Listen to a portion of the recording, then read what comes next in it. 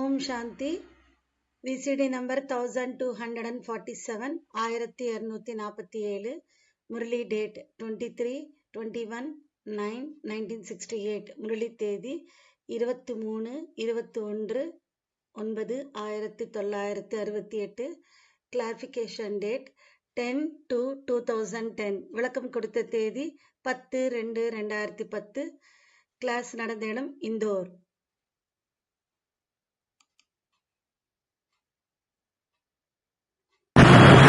ओम शांति। आज का प्रातः क्लास है ஓம் சாந்தி. இன்றைய காலை வகுப்பு 23/68। 23/9/1968. रूहानी बच्चों प्रति रूहानी बाप बैठ समझा रहे हैं। ஆன்மீக குழந்தைகளுக்காக ஆன்மீக தந்தை அமர்ந்து புரிய வைத்துக் கொண்டிருக்கிறார். ये जो 84 के चक्र का ज्ञान समझाया जाता है, இங்கே இந்த 84 பிரிவுகளுடைய சக்கரத்தின் ஞானம் புரிய வைக்கப்படுகிறதோ, ये तो एक नॉलेज है। இது ஒரு நாலேஜ். नॉलेज तो तुम बच्चों ने जन्म जन्मांतर पढ़ी है। ஞானத்தை என்னவோ குழந்தைகளாகிய நீங்கள் ஜன்ம ஜன்மங்களில் படித்துக் கொண்டு வந்தீர்கள் और धारण भी करते आए हो। மற்றும் தாரணையும் செய்து கொண்டு வந்தீர்கள். वो तो बिल्कुल सहज है। அது முற்றிலும் சகஜமானது, எளிதானது. ये कोई नई बात नहीं है। இது ஒன்றும் புதிய விஷயம் இல்லை. बाप बैठ समझाते हैं, தந்தை அமர்ந்து புரிய வைக்கிறார். तुमने 84 जन्मों को पार्ट कैसे बजाया है? நீங்கள் 84 பிறவிகளுடைய பாட்டை எப்படி செய்து கொண்டு வந்தீர்கள்? सतयुग से लेकर कलयुग अंत तक। சத்யுகத்திலிருந்து கலியுகத்தின் கடைசி வரைக்கும். वो तुम ही जानते हो। அதை நீங்கள் தான் தேர்ந்தெடுக்கிறீர்கள். तुमने कितने पुनर्जन्म लिए हैं? நீங்கள் எத்தனை புனர் ஜன்மங்களை எடுத்திருக்கிறீர்கள்? ये ज्ञान तो सहज रीति बुद्धि में है ही। இந்த ஞானம் என்னவோ புத்தியில் எளிதான ரீதியில் இருக்குதான். तो ये भी एक पढ़ाई है। ஆக இதுவும் ஒரு படிப்பு தான். रचना के आदि मध्य अंत को समझना, படைப்பினுடைய முதல் இடைக்கடையை புரிந்து கொள்வது, सो तो बाप के सिवाय कोई समझा ही नहीं सकता। அதை தந்தையை தவிர வேறு யாராலும் புரிய வைக்க முடியாது.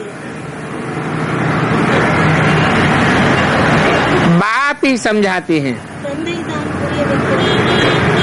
ये तो अभी बाप द्वारा समझ लिया है இப்போது இதை என்னவோ தந்தையின் மூலமாக புரிந்து கொண்டு விட்டோம். कि हमने 84 का चक्र कैसे खाया है। நாம் 84 பிறவிகளுடைய சக்கரத்தை எப்படி சுற்றி வந்திருக்கிறோம். बाप कहते हैं, தந்தை சொல்கிறார், इस ज्ञान से भी ऊंची बात क्या है? இந்த ஞானத்தை விட உயர்ந்த விஷயம் என்ன? ज्ञान से भी ऊंची बात है ஞானத்தை விட உயர்ந்த விஷயம் याद की यात्रा। நினைவு யாத்திரை. इस याद की यात्रा को योग कहा जाता है। இந்த நினைவு யாத்திரைக்கு யோகம் என்று சொல்லப்படுகிறது. और योग अक्षर बहुत मशहूर है। யோகம் என்ற அந்த வார்த்தை மிகவும் புகழ் பெற்றது. परंतु है ये याद की यात्रा। ஆனால் இது என்னவோ நினைவு யாத்திரை ஆகும். जैसे मनुष्य यात्राओं पर जाते हैं, எது போல மனிதர்கள் யாத்திரைக்கு செல்கிறார்கள். कहेंगे हम फलानी तीर्थ यात्रा पर जाते हैं। சொல்வார்கள், நாங்கள் குறிப்பிட்ட இடத்தை சொல்லி அங்கே நாங்கள் நினைவு யாத்திரை, அங்கே நாங்கள் யாத்திரைக்கு செல்வோம் என்று சொல்வார்கள். श्रीनाथ में जाते हैं, अमरनाथ में जाते हैं। ஸ்ரீநாத்துக்கு செல்கிறார்கள், அமர்நாத்துக்கு செல்கிறார்கள். तो वो याद रहता है ना। அது நினைவில் இருக்கிறது இல்லையா? अभी तुम जाते हो रूहानी बाप के पास, இப்போது நீங்கள் ஆன்மீக தந்தையிடம் செல்கிறீர்கள். बड़ी लंबी याद सिखलाते हैं। அந்த தந்தை நமக்கு நீளமான நினைவை வந்து கற்றுத் தருகிறார். कहते हैं मुझे याद करो। நீண்ட அந்த நினைவை வந்து கற்றுத் தருகிறார். சொல்கிறார், என்னை நினைவு செய்யுங்கள். उन यात्राओं से तो फिर लौट आते हैं। அந்த யாத்திரையிலிருந்து பிறகு திரும்பி வருகிறார்கள். परंतु ये तो वो यात्रा है ஆனால் இது என்னவோ அந்த மாதிரி யாத்திரையாகும், जो मुक्ति धाम में जाकर के निवास करना है। அங்கே முக்தி தாமத்திற்கு சென்று வசிக்கணும். फिर हम लौट कर इस दुनिया में नहीं आवेंगे। பிறகு நாம் திரும்பி இந்த உலகத்திற்கு வரமாட்டோம். पुरानी दुनिया में नहीं आवेंगे, பழைய உலகத்திற்கு வரமாட்டோம். बल फिर पार्ट में आना है। பாட்டில் என்னவோ வர வேண்டும், परंतु इस पुरानी दुनिया में नहीं आवेंगे, ஆனால் இந்த பழைய உலகத்திற்கு வரமாட்டோம். क्योंकि तुमको इस पुरानी दुनिया से वैराग आ गया है। ஏனென்றால் உங்களுக்கு இந்த பழைய உலகத்தின் மீது வைராக்கியம் வந்துவிட்டது. ये तो छी रावण राज्य है। இது என்னவோ அழுக்கான ராவண ராஜ்யம். तो मूल बात है याद की यात्रा। ஆக மூல விஷயமே நினைவு யாத்திரை. कई बच्चे ये भी समझते नहीं हैं कि कैसे याद करना है। பல குழந்தைகள் இப்படி நினைப்பதே இல்லை, புரிந்து கொள்வதே இல்லை. எப்படி நாம் நினைவு செய்வது என்று நினைக்கிறார்கள். जो समझते हैं யார் புரிந்து கொள்கிறார்களோ तो उठते बैठते चलते फिरते बाप को याद करते। அவர்கள் யார் புரிந்து கொள்கிறார்களோ அவர்கள் எழுந்திருக்கும் போதும் உட்காரும் போதும் நடக்கும் போதும் சுற்றும் போதும் நினைவு செய்கிறார்கள். वो याद करते हैं व नहीं याद करते हैं। யாராவது நினைவு செய்கிறார்களோ அல்லது நினைவு செய்வதில்லையோ, ये देखने में कोई चीज नहीं आती है। இது பார்ப்பதற்கு தெரியக்கூடிய பொருள் இல்லை. बाप कहते हैं अपन को आत्मा समझ बाप को याद करो। தந்தை சொல்கிறார், நீங்கள் உங்களை ஆத்மா என்று நினைத்து தந்தையை நினைவு செய்யுங்கள். इसमें देखने की कोई चीज नहीं है, இதில் பார்ப்பதற்கு எந்த ஒரு பொருளும் இல்லை, और न मालूम ही पड़ सकता है மற்றும் தெரிய வரவும் வராது. कि ये इस अवस्था में कहाँ तक रहते हैं। இவர்கள் இந்த நிலையில் எது வரைக்கும் இருக்கிறார்கள், कहाँ तक याद की यात्रा में எங்க வரைக்கும் நினைவு யாத்திரையில் कायम रहते हैं। நிலையாக இருக்கிறார்கள். जो रहते हैं वो तो खुद ही जाने। யார் இருக்கிறார்களோ அவர்களுக்கு தான் சுயம் தெரியும், அவர்களுக்கு தான் தெரியும். हाँ, याद में रहने की युक्ति बहुतों को बताते रहते हैं। ஆம், நினைவில் இருப்பதற்கான யுக்தியை பலதை வந்து தந்தை வந்து சொல்கிறார். कल्याणकारी बाप ने समझाया है, கல்யாணக்காரியாக இருக்கிற தந்தை புரிய வைத்தார். अपन को आत्मा समझ शिव बाबा को याद करो। நீங்கள் ஆத்மா என்று நினைத்து சிவபாபாவை நினைவு செய்யுங்கள். बल अपनी भी सर्विस करते रहो। நீங்கள் உங்களுக்கே நீங்கள் சர்வீஸ் செய்து கொண்டிருங்கள். जैसे मिसाल देते हैं, எது போல எடுத்துக்காட்டை தருகிறார். ये जयराम है, पहरे पर रहता है। இவர் ஜெயராம், இவர் பாதுகாப்பில் வந்து இருக்கிறார், பாதுகாவலராக இருக்கிறார், चक्कर लगाता रहता है। சுற்றிக் கொண்டிருப்பார். इनको तो याद में रहना बड़ा सहज है। இவருக்கு என்னவோ நினைவில் இருப்பது மிகவும் எளிதாக இருக்கும். सिवाय बाप की याद के और कुछ भी याद नहीं आना चाहिए। தந்தையை நினைப்பதை தவிர வேறு எதுவும் நினைவில் வரக்கூடாது. बाबा तो मिसाल दे करके बतलाते हैं। பாபா எடுத்துக்காட்டை கொடுத்து புரிய வைக்கிறார், சொல்கிறார். इस याद की यात्रा में ही आवे जावे। இந்த நினைவு யாத்திரையில் தான் நினைவு வர வேண்டும். जैसे पादरी लोग जाते हैं, எது போல பாதிரியார்கள் செல்கிறார்கள், कितना साइलेंस में जाते हैं। எவ்வளவு சைலன்ஸாக செல்கிறார்கள், சத்தம் இல்லாமல் செல்கிறார்கள். तो तुम बच्चों को भी बड़े प्रेम से बाप को நீங்களும் கூட குழந்தைகளாகிய நீங்களும் கூட மிக அன்பாக தந்தையை और घर को याद करना है। மற்றும் வீட்டை நினைவு செய்யணும். हाँ, ये मंजिल बहुत भारी है। ஆம், இந்த லட்சியம் மிக பெரிய அளவிலானது. भक्त लोग भी यही पुरुषार्थ करते रहते हैं, பக்தர்களும் கூட இந்த புருஷார்த்தத்தை தான் செய்து கொண்டிருக்கிறார்கள். परंतु उनको ये पता नहीं है कि हमको वापस जाना है। ஆனால் அவர்களுக்கு இது தெரிவதில்லை, நாம் திரும்பி செல்லணும் என்று தெரிவதில்லை. वो तो समझते हैं जब कलयुग पूरा होगा அவர்கள் இப்படி நினைக்கிறார்கள், கலியுகம் முடிந்துவிட்டால் तब जावेंगे। அப்போது செல்வோம். उनको ऐसे सिखलाने वाला तो कोई है ही नहीं। அவர்களுக்கு இப்படி புரிய வைப்பவர் யாரும் இல்லை. और तुम बच्चों को तो सिखलाया जाता है। குழந்தைகளாகிய உங்களுக்கு என்னவோ கற்றுத்தரப்படுகிறது. जैसे पहरा देते हो, எது போல நீங்கள் பாதுகாவலில் அதாவது காவல் காத்துக் तो கொண்டிருக்கிறீர்கள். एकांत में जितना बाप को याद करेंगे அப்போது தனிமையில் எந்த அளவுக்கு தந்தையை நினைவு செய்கிறீர்களோ उतना अच्छा है। அந்த அளவுக்கு நல்லது. जानते हो याद से ही पाप करते हैं। தெரிந்திருக்கிறீர்கள், நினைவினால் தான் பாவங்கள் கட்டாகும். जन्म जन्मांतर के पाप सिर पर है।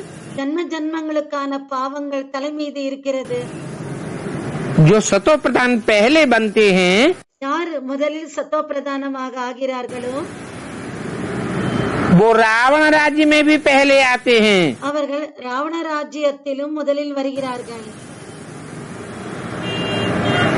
तो उनको ही फिर सबसे पहले जास्ती से जास्ती याद की यात्रा में रहना है। அப்போது அவர்களுக்கு தான் அனைவரை விட அதிகமாக நினைவு யாத்திரையில் இருக்கணும். ये कल्प कल्प की बात है, இது கல்பகல்பத்திற்கான விஷயம். तो इनको याद की यात्रा में रहने का बहुत अच्छा चांस है। ஆக இவர்களுக்கு நினைவு யாத்திரையில் இருப்பது மிக நல்ல வாய்ப்பாகும். यहाँ तो कोई लड़ाई झगड़े आदि की बात नहीं है। இங்கே என்னவோ சண்டையோ யுத்தமோ இதுக்கான விஷயங்கள் இல்லை. आते जाते बैठे வருகிறார்கள், செல்கிறார்கள், உட்காருகிறார்கள். एक पंथ दो कार्य, அதாவது ஒரு வழியில் இரண்டு காரியங்கள் இருக்கிறது, நடக்கிறது. पहरा भी देते रहो, याद भी करते रहो। பாதுகாப்பும் அதாவது பாதுகாவலராகவும் இருந்து கொண்டிருங்கள் மற்றும் நினைவும் செய்யுங்கள். बल कर्म करते बाप को याद करते रहो। கர்மங்களை செய்து கொண்டே தந்தையை நினைவு செய்து கொண்டிருங்கள். पहरे वाले को तो सबसे जास्ती फायदा है। பாதுகாப்பில் உள்ளவர்களுக்கு அனைவரை விட அதிகமான லாபம் இருக்கிறது.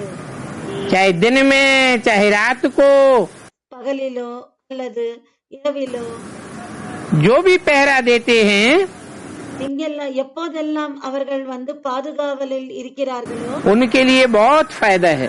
அவர்களுக்கு என்னவோ மிகவும் பயன் இருக்கு, அதாவது லாபம் இருக்கு. अगर उनकी याद में रहने की टेव पड़ जावे, ஆனால் ஒருவேளை அவர்களுக்கு அந்த நினைவில் இருப்பதற்கான பிராக்டிஸ் பயிற்சி வந்து இருந்தால் बाप ने ये सर्विस बहुत अच्छी दी है।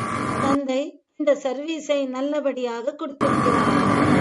पहरा देते रहो और याद करते रहो। நீங்கள் பாதுகாவலில் இருந்து கொண்டிருங்கள் மற்றும் நினைவும் செய்யுங்கள். ये भी चांस मिलता है இதுவும் வாய்ப்பு கிடைக்கிறது, சான்ஸ் கிடைக்கிறது. बाप की याद में रहने का। தந்தையின் நினைவில் இருப்பதற்கான तो ये भिन्न भिन्न युक्तियाँ बताई जाती हैं याद பல்வேறு விதமான யுக்திகளை சொல்லப்படுகிறது की यात्रा में रहने के लिए। நினைவு யாத்திரையில் இருப்பதற்காக. यहाँ खास तुम जितना याद की यात्रा में रह सकेंगे இங்கே முக்கியமாக நீங்கள் எந்த அளவுக்கு வந்து நினைவு யாத்திரையில் இருப்பீர்களோ उतना बाहर धंधे आदि में नहीं रह सकते। அந்த அளவுக்கு வெளியில் உள்ளவர்கள், தொழிலில் உள்ளவர்கள் இது போல நினைவு யாத்திரையில் இருக்க முடியாது. इसलिए बच्चे आते हैं मधुबन में रिफ्रेश होने के लिए। அதனால் தான் குழந்தைகள் மதுவனத்திற்கு வந்து புத்துணர்ச்சி அடைவதற்காக, ரிஃப்ரெஷ் ஆகுவதற்காக வருகிறார்கள். एकांत में जाकर एक पहाड़ पर बैठे याद की यात्रा में रहे। தனிமையில் வந்து ஒரு மலை மீது உட்கார்ந்து தந்தையை நினைவு செய்யணும். फिर कोई एक जावे या 2-3 जावे, ஒருவர் சென்றாலும் அல்லது 2-3 பேர் சென்றாலும் चांस तो बहुत अच्छा है। சான்ஸ் என்னவோ மிக நல்ல சான்ஸ். है मुख्य बाप की याद முக்கியமானது தந்தையின் நினைவு. और मशहूर भी बहुत है। மற்றும் புகழும் ரொம்ப அதிகமான புகழும் இருக்கு. भारत का प्राचीन योग, பாரதத்தின் பழமையான யோகம் இது மிகவும் புகழ் பெற்றது. अभी तुम जानते हो இப்போது நீங்கள் தெரிந்திருக்கிறீர்கள். इस याद से पाप कटने हैं। இந்த நினைவினால் பாவங்கள் கட்டாகும். हम सतो प्रधान बन जाएंगे, நீங்கள் சத்தோ பிரதானமாகி விடுவீர்கள். तो इसमें पुरुषार्थ अच्छा करना है। ஆக இதில் புருஷார்த்தம் நன்றாக செய்ய வேண்டும். और इसी में बहादुरी है जो काम करते बाप को याद करके दिखावे। இதில் தான் வீரம் இருக்கு. கர்மங்களை செய்து கொண்டே தந்தையை நினைவு செய்யணும். कर्म तो करना ही है, கர்மங்களை என்னவோ செய்யத்தான் வேண்டும். क्योंकि तुम प्रवृत्ति मार्ग वाले हो। ஏனென்றால் நீங்கள் இல்லற மார்க்கத்தினர் ஆகுவீர்கள். कर्मयोगी हो, கர்மயோகிகள். गृहस्थ व्यवहार में रहते, குடும்ப விவகாரங்களில் இருக்கிறீர்கள். धंधा आदि करते, बुद्धि में बाप की याद रहे। கர்மங்களை செய்து கொண்டே வீட்டின் நிர்வாகங்களை செய்து கொண்டே புத்தியின் மூலமாக தந்தையை நினைவு செய்யுங்கள். इसमें तुम्हारी बहुत कमाई है। இதில் உங்களுக்கு மிகவும் வருமானம் இருக்கு, அதிக வருமானம் இருக்கு. भला भी कितने बच्चों की बुद्धि में नहीं आता है, ஆனால் இது நிறைய குழந்தைகளுடைய புத்தியில் இது வருவதில்லை. कि कर्मयोग क्या है। கர்மயோகம் என்றால் என்ன? बाबा कहते हैं பாபா சொல்கிறார், ये भी चार्ट रखो। இதையும் சாட்டு வையுங்கள். 2368 की वाणी का दूसरा पेज, இரண்டாவது பக்கம். थोड़ा बहुत कोई लिखते हैं, ஏதோ கொஞ்சம் சில பேர் வந்து எழுதுகிறார்கள். बाप युक्तियाँ तो बहुत बतलाते हैं। தந்தை என்னவோ யுக்திகளை நிறைய சொல்கிறார். बच्चे चाहते हैं बाबा के पास जावे, குழந்தைகள் பாபாவிடம் செல்லணும் என்று விரும்புகிறார்கள். क्योंकि यहाँ बहुत कमाई कर सकते हैं। ஏனென்றால் இங்கே நிறைய வருமானத்தை ஈட்ட முடியும். यहाँ एकांत बहुत अच्छा है। இங்கே தனிமை வந்து மிக நன்றாக இருக்கிறது. और बाप तो यहाँ सन्मुख बैठ समझाते हैं। இங்கே தந்தை நமக்கு சண்முகத்தில் இருந்து புரிய வைக்கிறார். कहते मुझे याद करो तो तुम्हारे पाप कट जावे। சொல்கிறார், என்னை நினைவு செய்யுங்கள், அப்போது உங்களுடைய பாவங்கள் கட்டாகிவிடும். क्योंकि जन्म जन्मांतर के पापों का बोझा सिर पर बहुत है। ஏனென்றால் ஜன்மங்களுக்கான பாவங்களுடைய அந்த சுமை வந்து தலைமீது இருக்கிறது. ये बाप तो जानते हैं இந்த விஷயத்தை என்னவோ தெரிந்திருக்கிறார்கள். कि विकार के लिए कितने झगड़े आदि चलते हैं, விகாரங்களுக்காக எவ்வளவு சண்டைகள் நடக்கிறது, कितने विघ्न पड़ते हैं। எத்தனை தடைகள் ஏற்படுகிறது. कहते हैं बाबा சொல்கிறார்கள், பாபா हमको पवित्र रहने नहीं देते। எங்களை தூய்மையாக இருக்க விடுவதில்லை. बाबा कहते हैं अच्छा बच्ची, பாபா சொல்கிறார், சரி பெண் குழந்தையே, तुमको पवित्र नहीं रहने देते हैं உன்னை பவித்திரமாக தூய்மையாக இருக்க விடுவதில்லை. तो तुम याद की यात्रा में रहो। நீ நினைவு யாத்திரையில் இருந்து கொள். तो जन्म जन्मांतर के जो पाप तुम्हारे सिर पर हैं, ஜன்ம ஜன்மங்களுக்கான பாவங்கள், எந்த பாவங்கள் உன்னுடைய தலை மீது இருக்கிறதோ बोझा उतरता जाएगा। அந்த சுமை இறங்கிக் கொண்டே செல்லும். जब भी टाइम मिले घर में बैठे बाप को याद करती रहो। எப்போதெல்லாம் நேரம் கிடைக்கிறதோ வீட்டில் இருந்தபடியே தந்தையை நினைவு செய்யுங்கள். क्योंकि याद तो कहाँ भी कर सकते हैं, ஏனென்றால் நினைவு எங்கிருந்தாலும் செய்ய முடியும். कहाँ भी रहते ये अपनी प्रैक्टिस करनी है. எங்க இருந்தாலும் கூட நீங்கள் இந்த பிராக்டிஸ் செய்யணும். जो भी आवे யார் வந்தாலும் उनको ये बाप की याद का पैगाम दो. அவர்களுக்கு இந்த தந்தையின் நினைவினுடைய செய்தியை கொடுங்கள். बाप कहते हैं தந்தை சொல்கிறார், अपन को आत्मा समझ बाप को याद करो. நீங்கள் உங்களை ஆத்மா என்று நினைத்து தந்தையை நினைவு செய்யுங்கள். इसको ही योग बल कहा जाता है. இதுக்குதான் யோக பலம் என்று சொல்லப்படுகிறது. बल ताकत को कहा जाता है. பலம் என்று சக்திக்கு சொல்லப்படுகிறது. பலம் बाप को सर्वशक्तिवान कहते हैं ना, தந்தைக்கு சர்வசக்திவான் என்று சொல்கிறார்கள் இல்லையா?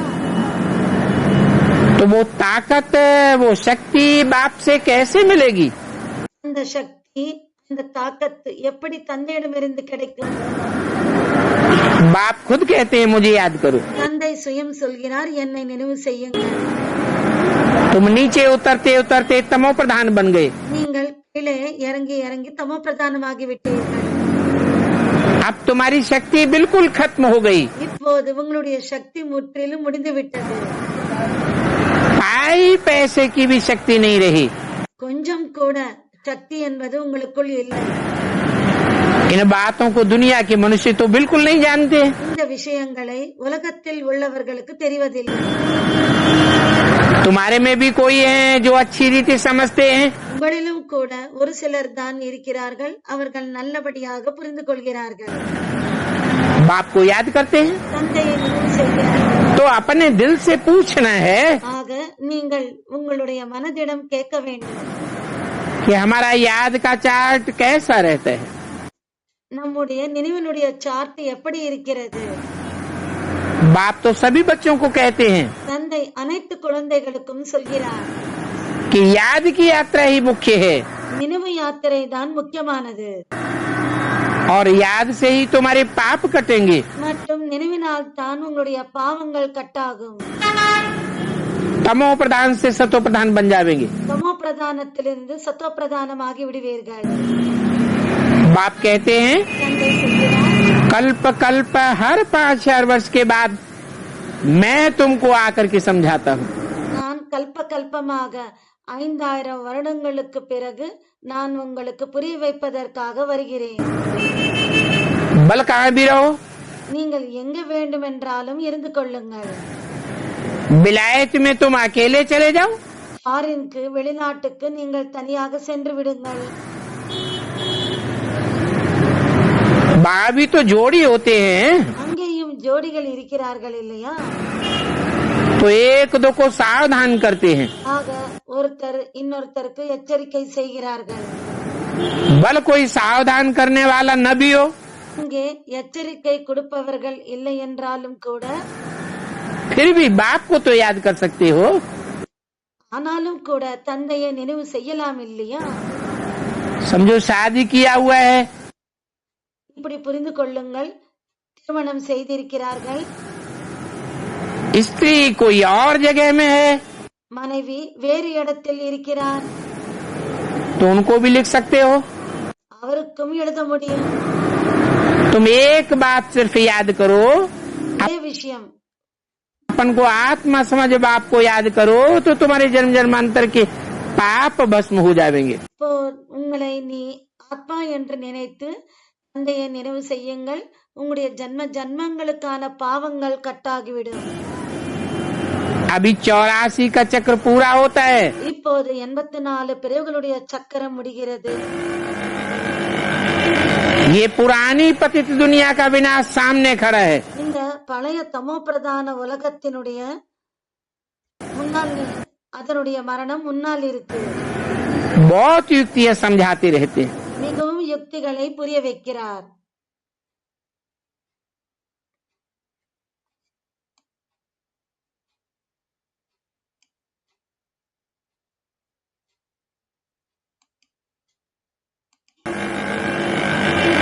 ये पुरानी पतित दुनिया का विनाश सामने खड़ा है.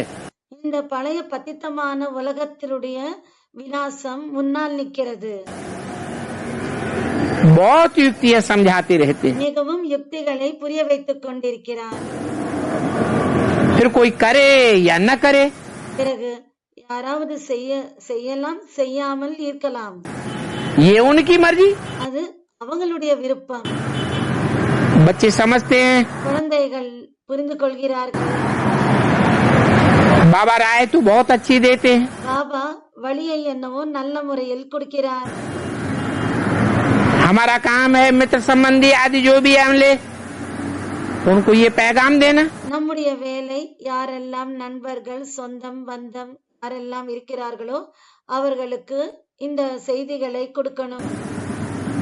दोस्त हो व कोई भी हो, நண்பர்களோ யாராக இருக்கட்டும், सर्विस का तो शौक चाहिए ना। சேவைக்கான ஆர்வம் வேண்டும் இல்லையா? तुम्हारे पास चित्र तो हैं, உங்களிடம் சித்திரங்களும் இருக்கிறது, बैज भी है। பேட்ஜும் இருக்கிறது. ये बैज तो बहुत अच्छी चीज है। இந்த பேட்ஜ் என்னவோ மிகவும் நல்ல பொருளாகும்.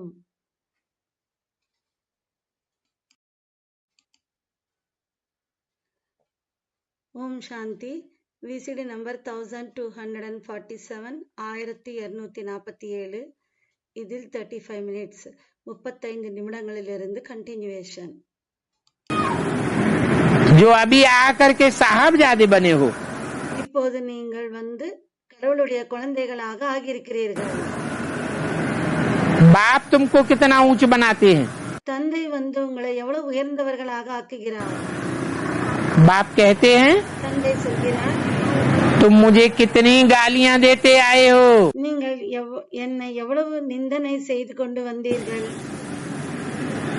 भक्ति मार्ग में कच्ची कच्ची गालियां देते आए हो। பக்தி மார்க்கத்தில் நீங்கள் என்னை நன்றாக நிந்தனை செய்தீர்கள். अभी समझाने से भी कोई नहीं समझते हैं। இப்போது புரிய வைத்தாலும் கூட யாரும் புரிந்து கொள்வதில்லை. बाप कहते हैं, तुमने अथाह गालियां दी। தந்தை சொல்கிறார், நீங்கள் அளவு கடந்த நிந்தனைகளை செய்தீர்கள். इतने तमो प्रधान बन गए, இந்த அளவுக்கு தமோ பிரதானமாகி விட்டீர்கள். जो बात मत पूछो। அதை கேட்கவே கேட்காதீர்கள். அந்த விஷயத்தை கேட்கவே கேட்காதீர்கள். अब बताओ, இப்போது சொல்லுங்கள், इससे जास्ती और क्या सहन करेंगे। இதை விட யார் இந்த அளவுக்கு சகித்துக் கொள்வார்கள்? अरे बाबा को भी सहन करना पड़ता है। பாபாவுக்கும் கூட சகித்துக் கொள்ள வேண்டி இருக்கா? है?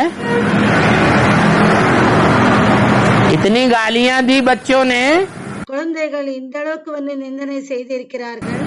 तो बाबा को सहन करना पड़ता है क्या? அப்போ பாபாவுக்கு சகித்துக் கொள்ள வேண்டி இருக்கா என்ன? कहते हैं ना, சொல்கிறார்கள் अगर जास्ती तंग करेंगे அவர் சொல்கிறார் இல்லையா, ஒருவேளை அதிகமாக தொல்லை செய்தால் तो खलास कर दूंगा। நான் முடித்து விடுகிறேன், நான் முடித்து விடுவேன்.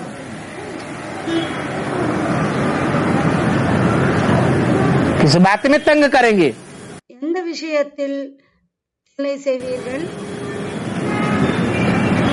है? सबसे मुख्य बात कौन सी है? அனைத்தையும் விட முக்கியமான விஷயம் எது? जो बाप को गालियां लगती है, அதுதான் தந்தைக்கு அவதூறாக ஆகிவிடுகிறது. सर्वव्यापी की சர்வவியாபி அந்த விஷயம். संगम युग में ही शूटिंग करते हैं। சங்கம யுகத்திலேயே ஷூட்டிங் செய்கிறார்கள். किस बात की? எந்த விஷயத்திற்கு? बाप जो एक मुकर्रर रथ में आता है, தந்தை எந்த ஒரு முகர்ரத்தில் வருகிறார், उसको सर्वव्यापी समझने की भूल कर बैठते हैं। அவரை சர்வவியாபி என்று புரிந்து கொள்வதன் மூலமான அவரை செய்கிறார்கள். एक व्यापी नहीं है ஒரு வியாபி இல்லை, तो जरूर सर्वव्यापी हो। ஒரு வியாபி இல்லை என்றால் கண்டிப்பாக சர்வவியாபி ஆகி விடுகிறார். बुद्धि में बैठ जाता है। புத்தியில் உட்கார்ந்து விடுகிறது. कितनी पार्टियां आदि बनाते रहते हैं। எத்தனை பாட்டிகள் முதலியவை எல்லாம் உருவாக்கிறார்கள். कितने भगवान हो जाते हैं। எத்தனை பகவான்கள் ஆகிவிடுகிறார்கள்। बाप कहते हैं जास्ती तंग करेंगे தந்தை சொல்கிறார், அதிகமாக தொந்தரவு தொல்லை செய்தால் तो खलास कराए दूंगा, நான் முடித்து விடுவேன், सब पार्टियां आदि धरी रह जाएंगी। அனைத்து பாட்டிகளும் இல்லாமல் போய்விடும்। बाबा शास्त्रों की बहुत युक्तियां और कहानियां बताते हैं। பாபா சாஸ்திரங்களின் இருக்கிற கதைகளையும் யுக்திகளும் சொல்கிறார்। कितनी कितनी कहानियां लिख दी हैं। எத்தனை எத்தனை கதைகளை எழுதியிருக்கிறார்கள்। अभी कहते हैं कर्म करते मुझे याद करो। இப்போது சொல்கிறார், செயல்களை செய்து கொண்டே என்னை நினைவு செய்யுங்கள்। इसमें बहुत बहुत फायदा है। இதில் நிறைய நிறைய லாபம் இருக்கு। सवेरे आ जाओ காலையில் வந்து விடுங்கள், और आकर के याद में बैठो வந்து நினைவில் அமர்ந்து கொள்ளுங்கள், तो तुमको बहुत मजा आएगा। அப்போது உங்களுக்கு மிகவும் நன்றாக இருக்கும்। परंतु इतना शौक बच्चों को नहीं है। ஆனால் இந்த அளவுக்கு குழந்தைகளுக்குள் ஆர்வம் இல்லை। टीचर तो स्टूडेंट की चलन से समझ जाते हैं। டீச்சர் என்னவோ ஸ்டூடெண்டின் நடத்தை புரிந்து கொண்டு விடுவார், जान जाते हैं ये फेल हो जाएंगे। தெரிந்து கொள்வார், இவர் இந்த குழந்தை ஃபெயில் ஆகிவிடும்। बाप भी समझते हैं தன்னையும் புரிந்து கொள்கிறார், ये फेल हो जाएंगे, இவர்கள் ஃபெயில் ஆகிவிடுவார்। और सो भी அதுவும் कल्प कल्पांतर के लिए फेल होते रहेंगे। கல்ப கல்பத்திற்கு ஃபெயில் ஆகிவிடுவார்கள், கல்ப கல்பத்திற்கும் ஃபெயில் ஆகிவிடுவார்கள்। भल कोई भाषण करने में तो बहुत होशियार है। ஒரு சிலர் ஸ்பீச் கொடுப்பதில் பேச்சில் மிகவும் புத்திசாலிகளாக இருக்கிறார்கள்। प्रदर्शनी झट समझा लेते हैं, கண்காட்சியில் உடனே அவர்கள் புரிந்து புரிய வைக்கிறார்கள், परंतु याद में नहीं रह सकते। ஆனால் நினைவில் இருக்க முடிவதில்லை। इस याद की यात्रा में ही फेल हो पड़ते हैं। இந்த நினைவு யாத்திரையில் தான் ஃபெயில் ஆகி விடுகிறார்கள்। बाप कहते हैं தந்தை சொல்கிறார், अगर याद में फेल हो गए ஒருவேளை நினைவில் ஃபெயில் ஆகிவிட்டால் तो टोटल फेल हो जाएंगे। மொத்தமாக ஃபெயில் ஆகி விடுவீர்கள்। अगर याद में पास ஒருவேளை நினைவில் பாஸ் ஆகிவிட்டால் और बातों में फेल भी हो गए மற்ற விஷயங்களில் ஃபெயில் ஆனாலும் கூட तो पास गिने जाएंगे। அப்போது பாஸ் என்றுதான் எண்ணப்படுவார்கள்। बच्चे बहुत डिसरिगार्ड करते रहते हैं। குழந்தைகள் மிகவும் அவமதிப்பு செய்கிறார்கள், अपना ही डिसरिगार्ड करते हैं। தங்களையே அவர்கள் டிஸ்ரிகார்ட் செய்கிறார்கள்। शिव बाबा को तो डिसरिगार्ड होता ही नहीं है। சிவபாபாவுக்கு என்னவோ அவமதிப்பு என்னவோ ஆகுவதில்லை, अपना ही करते हैं। தங்களுக்கே செய்து கொள்கிறார்கள்। ऐसे कोई नहीं कह सकता அப்படி யாருமே சொல்ல மாட்டார்கள், சொல்ல முடியாது। कि हमको याद करने की फुर्सत नहीं है। எங்களுக்கு நினைவு செய்வதற்கு நேரம் இல்லை என்று யாருமே அப்படி சொல்ல முடியாது। बाबा इस बात को मानेंगे नहीं। பாபா இந்த பேச்சை, இந்த விஷயத்தை ஏற்றுக்கொள்ளவே மாட்டார்। अरे मन बुद्धि का काम है याद करना। அரே, மனபுத்தியின் வேலை என்னவென்றால் நினைவு செய்வது। मुझे याद नहीं करेंगे तो कोई न कोई को तो बुद्धि याद करती रहेगी। என்னை நினைவு செய்யவில்லை என்றால் வேறு யாரையாவது புத்தியின் மூலமாக நினைவு செய்திருப்பார்கள்। बाप कहते हैं தந்தை சொல்கிறார், வேறு யாரையாவது நினைவு செய்வார்கள்। तुम टट्टी करने जाओ, நீங்கள் மலம் கழிக்க செல்லுங்கள், स्नान करो, குளியுங்கள், फिर भी याद कर सकते हो। அப்போதும் கூட நீங்கள் நினைவு செய்ய முடியும்। याद करने में कोई टाइम की बंदिश नहीं है। நினைவு செய்வதற்கு எந்த நேரத்தின் பந்தனம் இல்லை, और कोई भी स्थान की भी बंदिश नहीं है। மற்றும் எந்த இடத்திற்கான பந்தனமும் இல்லை। நேரத்திற்கும் பந்தனம் இல்லை, இடத்துக்கும் பந்தனம் இல்லை. गटर लाइन में घुसा हुआ आदमी சாக்கடையில் நுழைஞ்சிருக்கிற மனிதன் गटर लाइन की सफाई करता है, அந்த சாக்கடையை அவர் சுத்தம் செய்கிறார். चाहे तो वहाँ भी बाप को याद कर सकता है. அங்கேயும் அவர் நினைத்தால் நினைவு செய்ய முடியும், தந்தையை நினைவு செய்ய முடியும். बहुत बहुत कमाई होगी, மிக மிக ரொம்ப ரொம்ப அங்கே வருமானம் ஏற்படும். भोजन खाते हो बाप को याद करो, உணவை உண்ணுகிறீர்கள், அப்போதும் நீங்கள் தந்தையை நினைவு செய்யுங்கள்.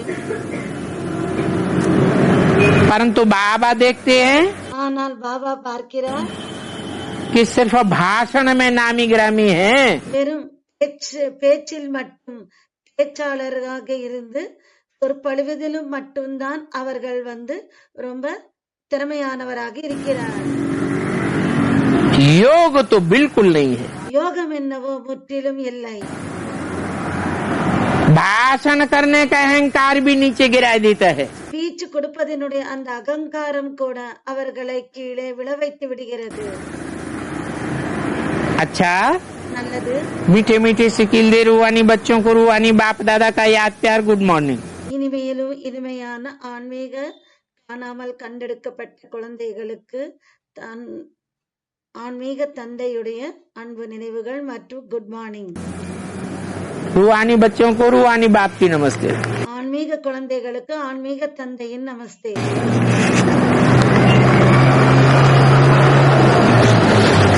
छोटा सा रात्रि क्लास है, ஒரு சிறிய ராத்திரி வகுப்பு 21/9/68 का 21/9/1968 मूल बात है निर्विकारी दुनिया மூல விஷயமே நிர்விகார உலகம் और विकारी दुनिया का कंट्रास्ट समझने की. மற்றும் விகார உலகத்தினுடைய அந்த வேறுபாட்டை புரிந்து கொள்வது. कैसी कैसी दुनिया? எப்படி எப்படி உலகம்? विकारी. விகாரி. कारी माने காரி என்றால் कार्य करने वाली. காரியம் செய்பவர்கள். कैसा कार्य करने वाली? எப்படிப்பட்ட காரியத்தை செய்பவர்கள்? वे माने विपरीत. வி என்றால் விபரீதமான. भगवान ने जो कार्य करने के लिए श्रीमत दी, பகவான் எந்த காரியத்தை செய்வதற்காக ஸ்ரீமத்தை கொடுத்திருக்கிறாரோ उस श्रीमत के अनुकूल काम नहीं करते हैं. அந்த ஸ்ரீமத்துக்கு அனுகூலமான காரியத்தை செய்வதில்லை. क्या करते हैं? என்ன செய்கிறார்கள்? और ही विपरीत कार्य करते हैं. மேலும் விபரீதமான காரியத்தை தான் செய்கிறார்கள். उसको कहा जाता है विकारी दुनिया. இதுக்குதான் விகாரி உலகம் என்று சொல்லப்படுகிறது. और फिर निर्विकारी दुनिया. மற்றும் பிறகு நிர்விகாரி உலகம். ऐसी दुनिया அப்படி இருக்கிறது. जहाँ कोई भी विपरीत कार्य नहीं होता. அப்படிப்பட்ட உலகத்தில் யாருமே அங்கே விபரீதமான காரியங்களை செய்வதில்லை. जो भी कार्य करेंगे எந்த காரியத்தை செய்தாலும்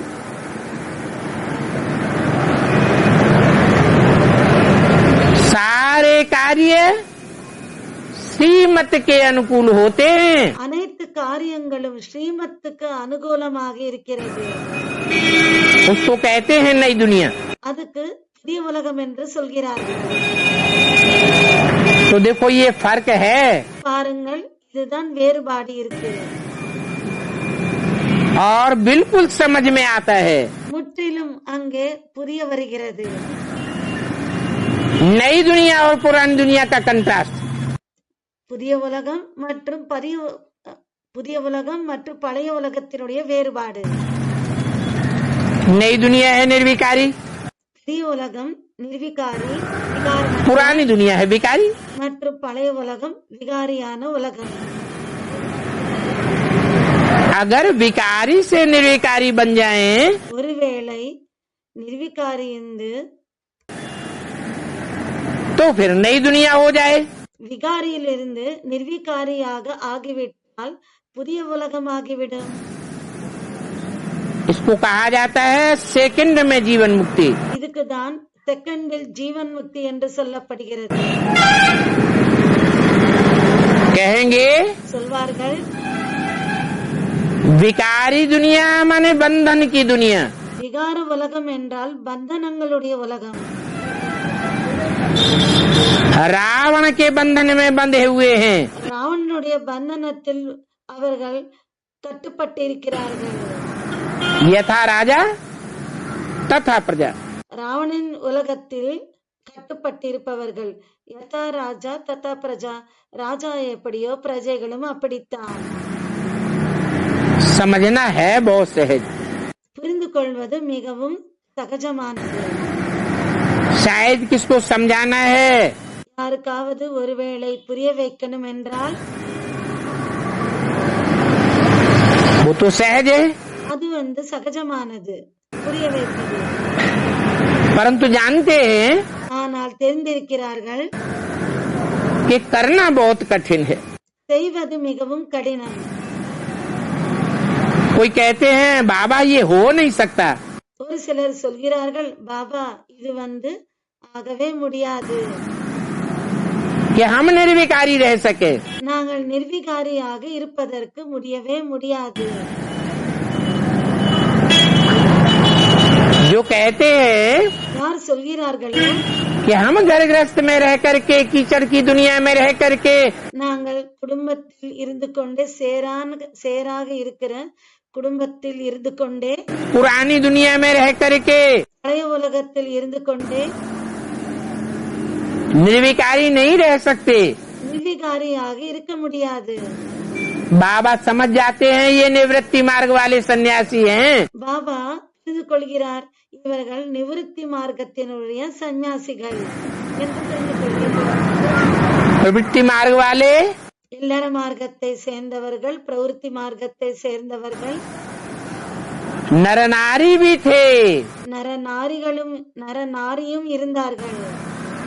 उनको लक्ष्मी नारायण कहा जाता है। அவர்களுக்கு லட்சுமி நாராயணன் என்று சொல்லப்படுகிறது.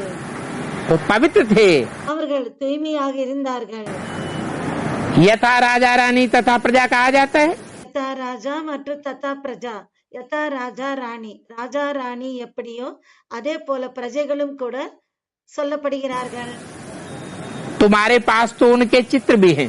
உங்களிடம் அவர்களுடைய சித்திரங்களும் இருக்கிறது. उन चित्रों पर तुम उनके चरित्र को समझा सकते हो। அந்த சித்திரங்களை வைத்து அவர்களுடைய சரித்திரத்தை உங்களால் புரிய வைக்க முடியும். इस समय की यादगार है वो चित्र। அந்த சித்திரங்கள் எந்த நேரத்தினுடைய நினைவார்த்தமாக இருக்கிறது? सत्युग त्रेता की। சத்யுக திரேதா யுகத்தினுடையதா? सत्युग त्रेता में अच्छे कर्म हुए சத்யுக திரேதா யுகத்தில் நல்ல கர்மங்கள் ஆகியிருப்பது तो बड़ी बात नहीं। அது ஒன்று பெரிய விஷயம் இல்லை. इस विकारी दुनिया के अंदर रहते हुए भी இந்த விகாரமாக இருக்கிற இந்த உலகத்துக்குள் இருந்தபடியே कोई निर्विकारी बन करके दिखावे, யாராவது நிர்விகாரியாக ஆகி காண்பித்தால், कीचड़ में रहते हुए भी சேற்றில் இருந்து கொண்டே निर्विकारी बन करके दिखावे, ये बड़ी बात है। நிர்விகாரியாக இருந்து காண்பிப்பதுதான் பெரிய விஷயம். उनके चित्र हैं तुम्हारे पास, அவர்களுடைய சித்திரம் உங்களிடம் இருக்கிறது. जो उनके चरित्र को दिखाते हैं அது அவர்களுடைய சரித்திரத்தை காண்பிக்கிறது. उनसे चित्र हैं। எந்த சித்திரங்கள்? विष्णु की शेष सैया, விஷ்ணுவின் அந்த பாம்பு படுக்கை उस बात की यादगार है। எந்த விஷயத்தின் நினைவார்த்தமாக இருக்கிறது?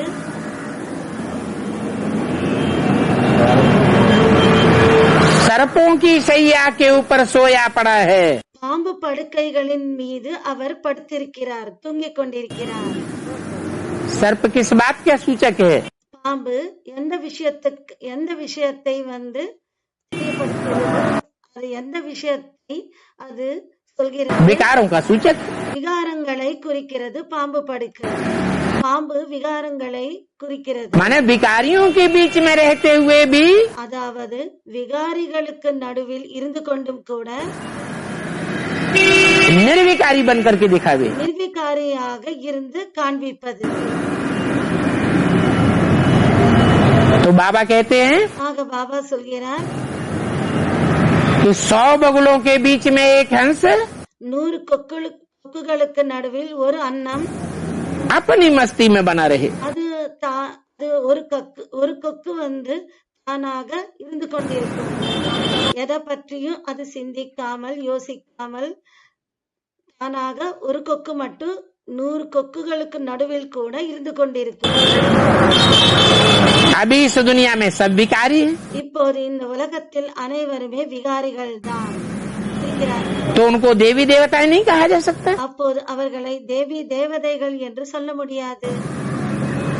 समझानी तो बहुत सहज है मनुष्यों के लिए, மனிதர்களுக்காக புரிய வைப்பது மிகவும் எளிதானதுதான்। और इन विकारी मनुष्यों को पवित्र भी மற்றும் இந்த விகாரியாக இருக்கிற மனிதர்களுக்கு भगवान ही बनावेंगे। பகவான் தான் தூய்மையாக்குவார்। इसीलिए तो सारी दुनिया भगवान को याद करती है। அதனால் தான் முழு உலகமும் பகவானை நினைவு செய்கிறது। सर्वव्यापी की बात भी नहीं समझते। சர்வவியாபியின் விஷயத்தை கூட புரிந்து கொள்வதில்லை। अब भगवान तो है निराकार। இப்போது பகவான் என்னவோ நிராகாரர்। जैसे आत्मा निराकार है, எது போல ஆத்மா நிராகாரராக இருக்கிறது, वैसे परमात्मा भी निराकार है। அது போல பரமாத்மாவும் நிராகாரர் தான்। रुद्र पूजा जब होती है ருத்ர பூஜை நடக்கும் பொழுது तो एक शिवलिंग बड़ा बनाते हैं, ஒரு சிவலிங்கத்தை பெரியதாக உருவாக்குகிறார்கள், और बाकी छोटे छोटे शालिग्राम बनाते हैं। மற்றவைகளை எல்லாம் சிறிய சிறிய சாலிகிராமங்களாக உருவாக்குகிறார்கள்। क्या अर्थ है इसका? இதுக்கு என்ன அர்த்தம்? एक बड़ा बनावेंगे, ஒன்றை பெரியதாக உருவாக்குவார்கள், बाकी छोटे छोटे बनावेंगे, மற்றவைகளை சிறியதாக உருவாக்குவார்கள்। बड़ा छोटा होता है क्या? பெரியதாக சிறியதாக இருக்குமா என்ன? आत्मा और परमात्मा दोनों ही बिंदी, ஆத்மா மற்றும் பரமாத்மா இரண்டுமே புள்ளிதான்। बड़े छोटे की तो बात ही नहीं है। பெரியது சிறியதுக்கான விஷயமே இல்லை। तो क्यों बड़ा छोटा बनाते हैं? कहाँ की यादगार है? பிறகு சிறியதாக பெரியதாக ஏன் உருவாக்குகிறார்கள்? அப்போ இது எங்கிருக்கிற நினைவார்த்தங்கள்? जरूर कहेंगे கண்டிப்பாக சொல்வார்கள், कि संगम युग पर जिन मनुष्य आत्माओं ने சங்கம யுகத்தில் எந்த மனிதாத்மாக்கள் निराकारी स्टेज में रहने की थोड़ी मेहनत की, நிராகார ஸ்டேஜில் இருப்பதற்காக கொஞ்சம் முயற்சி செய்திருக்கிறார்கள், थोड़ी स्टेज धारण की है, கொஞ்சம் ஸ்டேஜை தாரணை செய்திருக்கிறார்கள், तो उनको छोटा छोटा बनाते हैं। அப்போது அவர்களை சிறியதாக உருவாக்குகிறார்கள்। एक रुद्र को ஒரு ருத்ரனை बड़ा बनाते हैं, சிறியதாக உருவாக்குகிறார்கள், उसको कहेंगे रुद्र भगवान। அவருக்கு ருத்ர பகவான் என்று சொல்கிறார்கள்। शालिग्राम को भगवान नहीं कहेंगे, சாலிகிராமங்களை பகவான் என்று சொல்ல மாட்டார்கள்। तो ऐसे ऐसे बहुत पॉइंट्स हैं। ஆக அப்படி மிகவும் பாயிண்ட்ஸ் இருக்கு। ஓம் சாந்தி.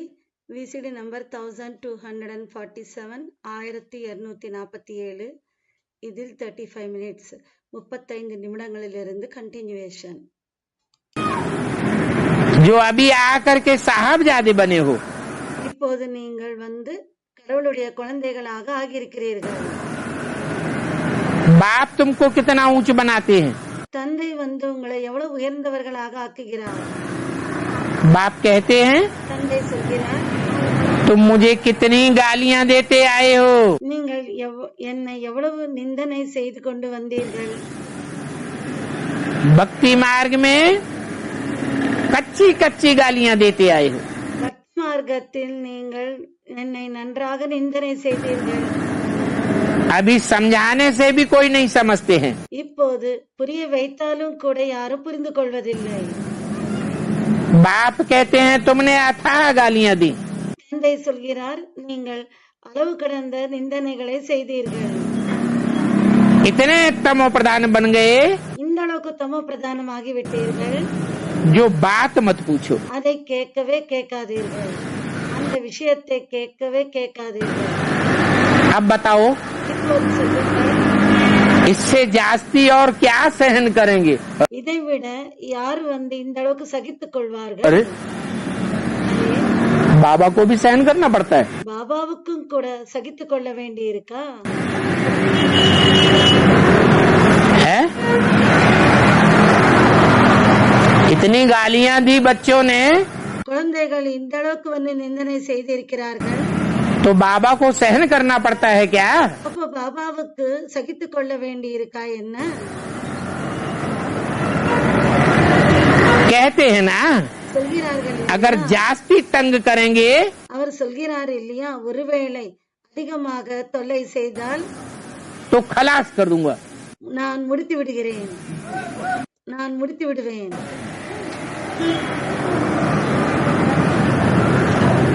किस बात में तंग करेंगे? எந்த விஷயத்தில் தொல்லை செய்வீர்கள்? है सबसे मुख्य बात कौन सी है? அனைத்தையும் விட முக்கியமான விஷயம் எது? जो बाप को गालियां लगती है, அதுதான் தந்தைக்கு அவதூறாக ஆகிவிடுகிறது. सर्वव्यापी की சர்வவியாபி அந்த விஷயம். संगम युग में ही शूटिंग करते हैं। சங்கம யுகத்திலேயே ஷூட்டிங் செய்கிறார்கள். किस बात की? எந்த விஷயத்திற்கு? बाप जो एक मुकर्रर रथ में आता है, தந்தை எந்த ஒரு முகர்ரத்தில் வருகிறார், उसको सर्वव्यापी समझने की भूल कर बैठते हैं। அவரை சர்வவியாபி என்று புரிந்து கொள்வதன் மூலமான அவரை செய்கிறார்கள். एक व्यापी नहीं है ஒரு வியாபி இல்லை, तो जरूर सर्वव्यापी हो। ஒரு வியாபி இல்லை என்றால் கண்டிப்பாக சர்வவியாபி ஆகி விடுகிறார். बुद्धि में बैठ जाता है। புத்தியில் உட்கார்ந்து விடுகிறது. कितनी पार्टियां आदि बनाते रहते हैं। எத்தனை பாட்டிகள் முதலியவை எல்லாம் உருவாக்கிறார்கள். कितने भगवान हो जाते हैं। எத்தனை பகவான்கள் ஆகிவிடுகிறார்கள். बाप कहते हैं जास्ती तंग करेंगे தந்தை சொல்கிறார், அதிகமாக தொந்தரவு தொல்லை செய்தால் तो खलास कराए दूंगा। நான் முடித்து விடுவேன். सब पार्टियां आदि धरी रह जाएंगी। அனைத்து பாட்டிகளும் இல்லாமல் போய்விடும். बाबा शास्त्रों की बहुत युक्तियां और कहानियां बताते हैं। பாபா சாஸ்திரங்களின் இருக்கிற கதைகளையும் யுக்திகளும் சொல்கிறார். कितनी कितनी कहानियां लिख दी हैं। எத்தனை கதைகளை எழுதியிருக்கிறார்கள். अभी कहते हैं कर्म करते मुझे याद करो। இப்போது சொல்கிறார், செயல்களை செய்து கொண்டே என்னை நினைவு செய்யுங்கள். इसमें बहुत बहुत फायदा है। இதில் நிறைய லாபம் இருக்கு. सवेरे आ जाओ காலையில் வந்து விடுங்கள், और आकर के याद में बैठो வந்து நினைவில் அமர்ந்து கொள்ளுங்கள்.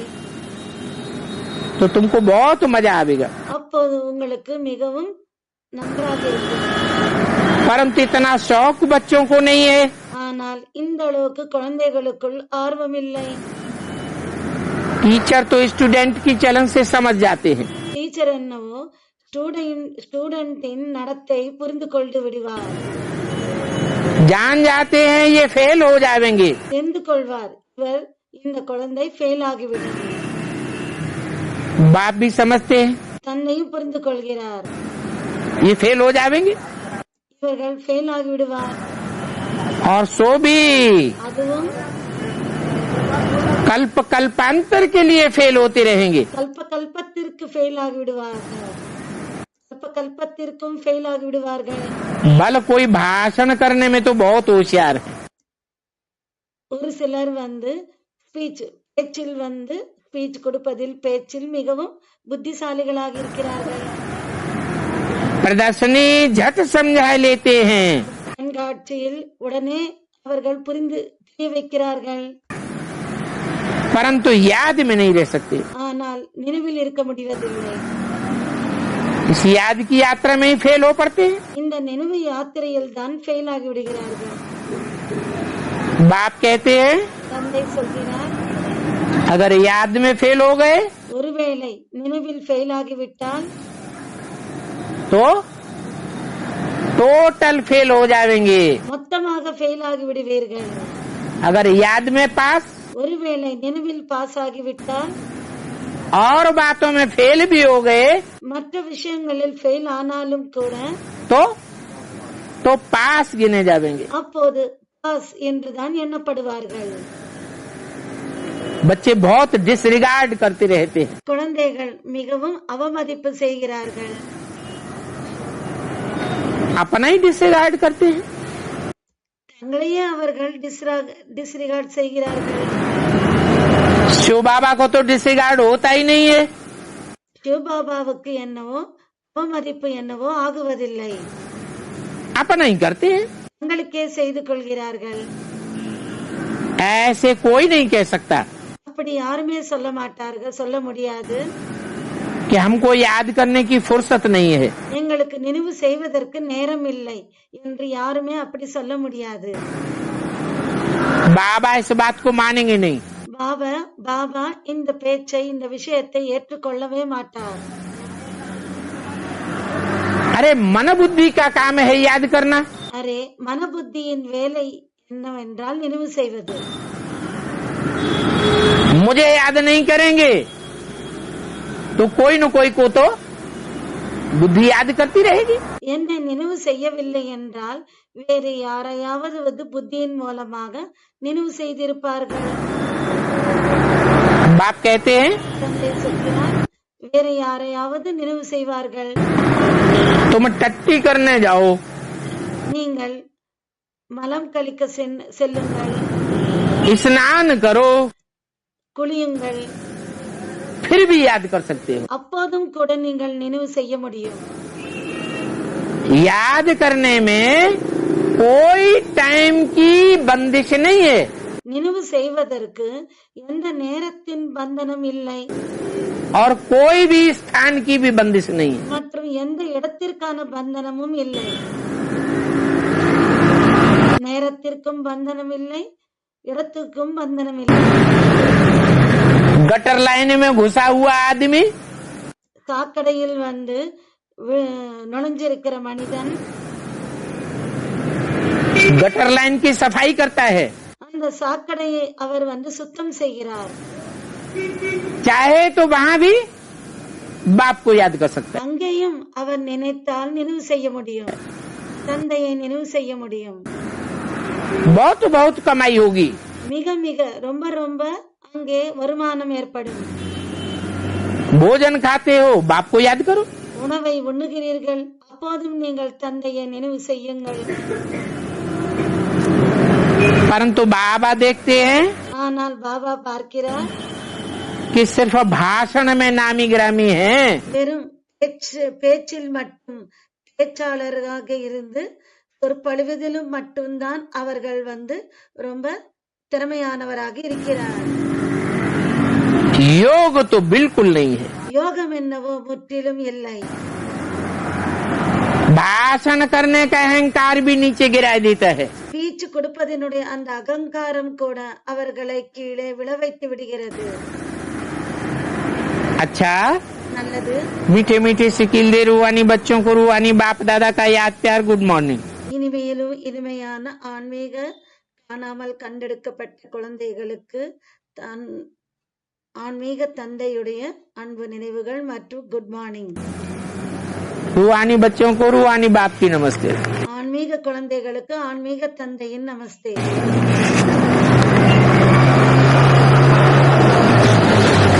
छोटा सा रात्रि क्लास है. ஒரு சிறிய ராத்திரி வகுப்பு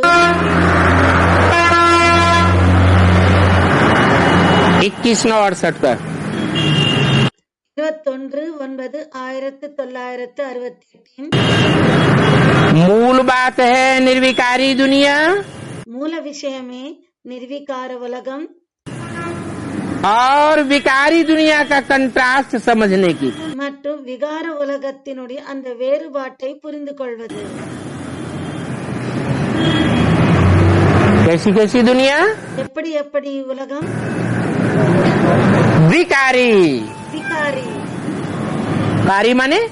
காரி என்றால் कार्य करने वाली। காரியம் செய்பவர்கள்। कैसा कार्य करने वाली? எப்படிப்பட்ட காரியத்தை செய்பவர்கள்? वे माने विपरीत। வி என்றால் விபரீதமான। भगवान ने जो कार्य करने के लिए श्रीमत दी, பகவான் எந்த காரியத்தை செய்வதற்காக ஸ்ரீமத்தை கொடுத்திருக்கிறாரோ उस श्रीमत के अनुकूल काम नहीं करते हैं। அந்த ஸ்ரீமத்துக்கு அனுகூலமான காரியத்தை செய்வதில்லை। क्या करते हैं? என்ன செய்கிறார்கள்? और ही विपरीत कार्य करते हैं। மேலும் விபரீதமான காரியத்தை தான் செய்கிறார்கள்। उसको कहा जाता है विकारी दुनिया। இதுக்குதான் விகாரி உலகம் என்று சொல்லப்படுகிறது। और फिर निर्विकारी दुनिया। மற்றும் பிறகு நிர்விகாரி உலகம்। ऐसी दुनिया அப்படி இருக்கிறது जहाँ कोई भी विपरीत कार्य नहीं होता। அப்படிப்பட்ட உலகத்தில் யாருமே அங்கே விபரீதமான காரியங்களை செய்வதில்லை। जो भी कार्य करेंगे எந்த காரியத்தை செய்தாலும்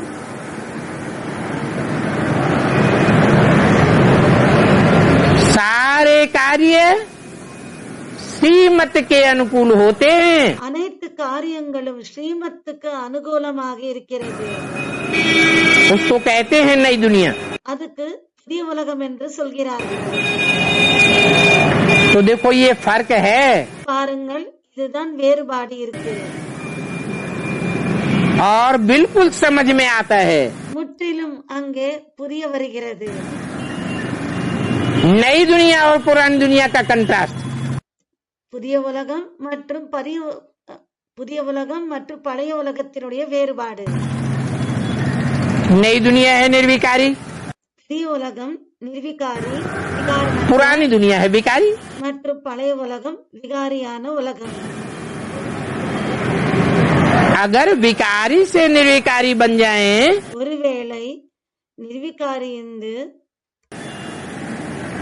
तो फिर नई दुनिया हो जाए। விகாரியிலிருந்து நிர்விகாரியாக ஆகிவிட்டால் புதிய உலகம் ஆகிவிடும்।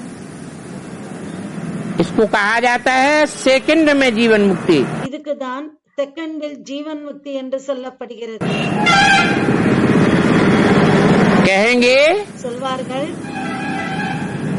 विकारी दुनिया माने बंधन की दुनिया। விகார உலகம் என்றால் பந்தனங்களுடைய உலகம்। रावण के बंधन में बंधे हुए हैं। ராவணனுடைய பந்தனத்தில் அவர்கள் கட்டுப்பட்டிருக்கிறார்கள்। यथा राजा तथा प्रजा। ராவணன் உலகத்தில் கட்டுப்பட்டிருப்பவர்கள் யதா ராஜா ததா பிரஜா, ராஜா எப்படியோ பிரஜைகளும் அப்படித்தான்। समझना है बहुत सहज। புரிந்து கொள்வது மிகவும் சகஜமானது। शायद किसको समझाना है, யாருக்காவது ஒருவேளை புரிய வைக்கணும் என்றால் वो तो सहज है। அது சகஜமானது புரிய வைப்பது। परंतु जानते हैं ஆனால் தெரிந்திருக்கிறார்கள் कि करना बहुत कठिन है। செய்வது மிகவும் கடினம்। कोई कहते हैं बाबा ये हो नहीं सकता।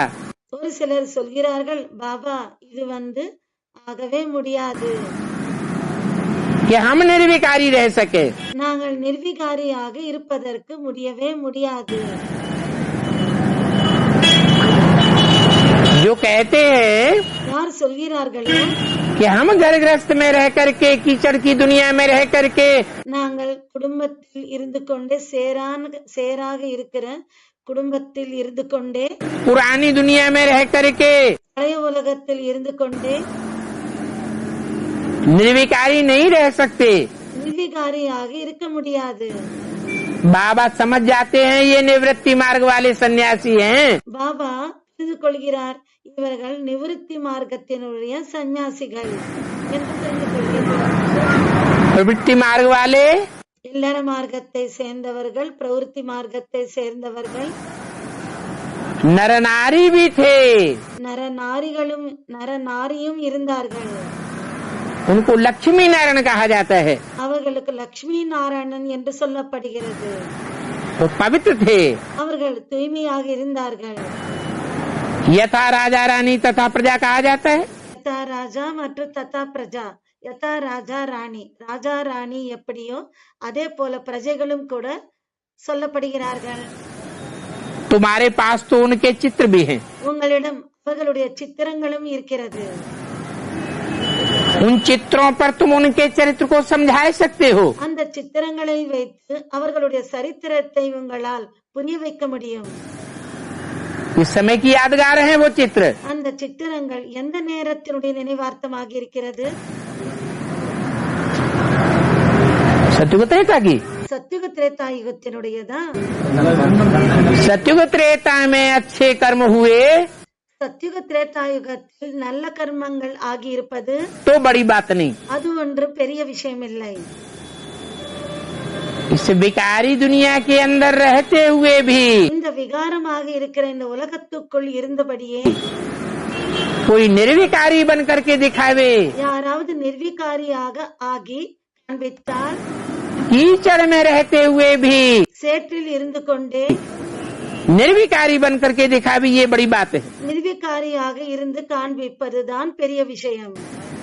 उनके चित्र हैं तुम्हारे पास, அவர்களுடைய சித்திரம் உங்களிடம் இருக்கிறது।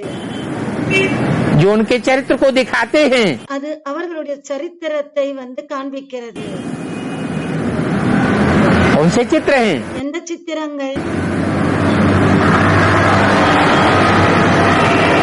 विष्णु की शेष सैया, விஷ்ணுவின் அந்த பாம்பு படுக்கை इस बात की यादगार है। எந்த விஷயத்தின் நினைவார்த்தமாக இருக்கிறது?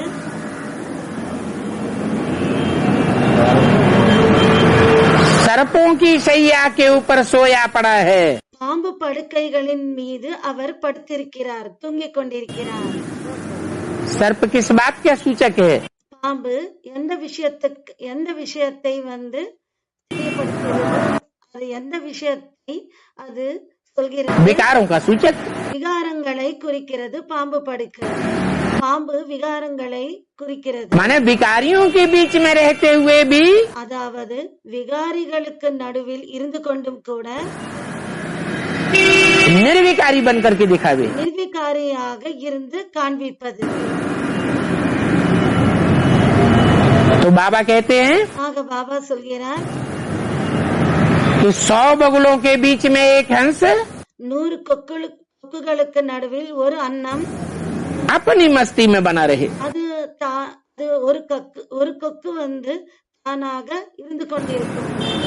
எதை பற்றியும் அது சிந்திக்காமல் யோசிக்காமல் தானாக ஒரு கொக்கு மட்டும் 100 கொக்குகளுக்கு நடுவில் கூட இருந்து கொண்டிருக்கும்। अभी इस दुनिया में सब विकारी हैं। இப்போது இந்த உலகத்தில் அனைவருமே விகாரிகள் தான் இருக்கிறார்கள்। तो उनको देवी देवता नहीं कहा जा सकता। அப்போது அவர்களை தேவி தேவதைகள் என்று சொல்ல முடியாது। समझानी तो बहुत सहज है मनुष्यों के लिए। மனிதர்களுக்காக புரிய வைப்பது மிகவும் எளிதானதுதான்।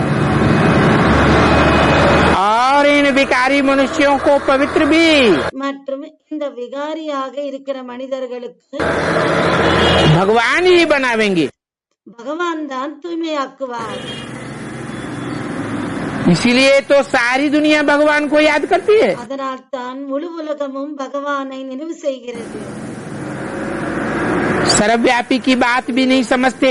சர்வவியாபியின் விஷயத்தை கூட புரிந்து கொள்வதில்லை। अब भगवान तो है निराकार।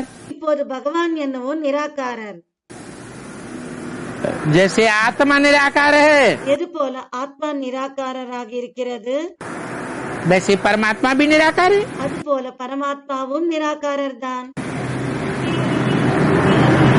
रुद्र पूरा जब होती है ருத்ர பூஜை வந்து நடக்கும் பொழுது तो एक शिवलिंग बड़ा बनाते हैं। ஒரு சிவலிங்கத்தை பெரியதாக உருவாக்குகிறார்கள்।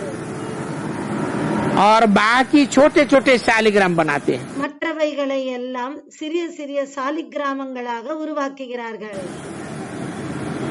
क्या अर्थ है इसका? இதுக்கு என்ன அர்த்தம்? एक बड़ा बनावेंगे, ஒன்றை ஒன்றை பெரியதாக உருவாக்குவார்கள், बाकी छोटे छोटे बनावेंगे। மற்றவைகளை சிறிய சிறியதாக உருவாக்குவார்கள்। बड़ा छोटा होता है क्या? பெரியதாக சிறியதாக இருக்குமா என்ன? आत्मा और परमात्मा दोनों ही बिंदी, ஆத்மா மற்றும் பரமாத்மா இரண்டுமே புள்ளிதான்। बड़े छोटे की तो बात ही नहीं है। பெரியது சிறியதுக்கான விஷயமே இல்லை। तो क्यों बड़ा छोटा बनाते हैं? कहाँ की यादगार है? பிறகு சிறியதாக பெரியதாக ஏன் உருவாக்குகிறார்கள்? அப்போ இது எங்கிருக்கிற நினைவார்த்தங்கள்? जरूर कहेंगे கண்டிப்பாக சொல்வார்கள், कि संगम युग पर जिन मनुष्य आत्माओं ने சங்கம யுகத்தில் எந்த மனிதாத்மாக்கள் निराकारी स्टेज में रहने की थोड़ी मेहनत की, நிராகார ஸ்டேஜில் இருப்பதற்காக கொஞ்சம் முயற்சி செய்திருக்கிறார்கள், थोड़ी स्टेज धारण की है, கொஞ்சம் ஸ்டேஜை தாரணை செய்திருக்கிறார்கள், तो उनको छोटा छोटा बनाते हैं। அப்போது அவர்களை சிறிய சிறியதாக உருவாக்குகிறார்கள்। एक रुद्र को ஒரு ருத்ரனை बड़ा बनाते हैं, சிறியதாக உருவாக்குகிறார்கள், उसको कहेंगे रुद्र भगवान। அவருக்கு ருத்ர பகவான் என்று சொல்கிறார்கள்। शालिग्राम को भगवान नहीं कहेंगे। சாலிக்கிராமங்களை பகவான் என்று சொல்ல மாட்டார்கள்। तो ऐसे ऐसे बहुत पॉइंट्स हैं। ஆக அப்படி மிகவும் பாயிண்ட்ஸ் இருக்கு।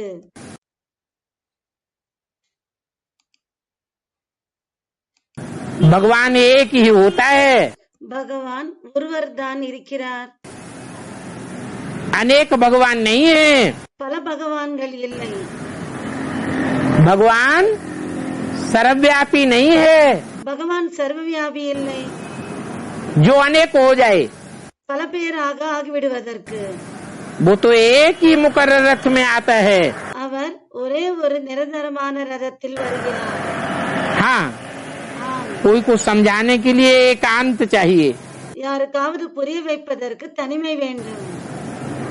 एकांत में ले जाकर के समझावेंगे तो समझेंगे। தனிமையில் அவர்களை அழைத்து போய் புரிய வைத்தால் அவர்கள் புரிந்து கொள்வார்கள்। तुम जानते हो நீங்கள் தெரிந்திருக்கிறீர்கள், कि बाप ही स्थापना करने आते हैं, தந்தை தான் ஸ்தாபனை செய்வதற்காக வருகிறார்। तो अनेक बार कल्प कल्प आकर के स्थापना की है। ஆக அவர் பல முறை கல்பங்களில் ஸ்தாபனை செய்திருக்கிறார்। जैसे पहले की है वैसे अभी भी कर रहे हैं। முதலில் எப்படி செய்தாரோ அதே போல இப்பவும் செய்து கொண்டிருக்கிறார்। बच्चे जानते हैं குழந்தைகள் தெரிந்திருக்கிறார்கள், आदि सनातन देवी देवता धर्म की स्थापना हो रही है। ஆதி சனாதன தேவி தேவதா தர்மத்தின் ஸ்தாபனை ஆகிக் கொண்டிருக்கிறது। और ये स्थापना होती भी है ब्रह्मा द्वारा। மற்றும் இந்த ஸ்தாபனையும் ஆகிறது பிரம்மாவின் மூலமாக। ये बात झूठी हो गई या सच्ची हो गई? இந்த விஷயம் பொய்யாகி விட்டதா அல்லது உண்மையாகி விட்டதா? है?